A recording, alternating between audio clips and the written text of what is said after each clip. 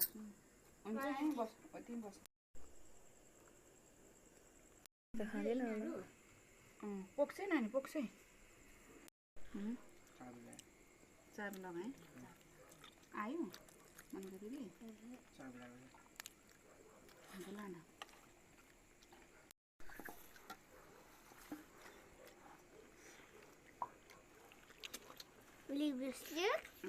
यो पनि हो यहाँ सिक्किमेराम अब के चाहियो अचार अचार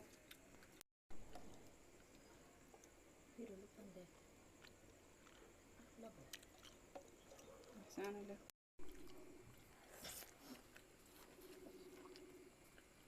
खानु भयो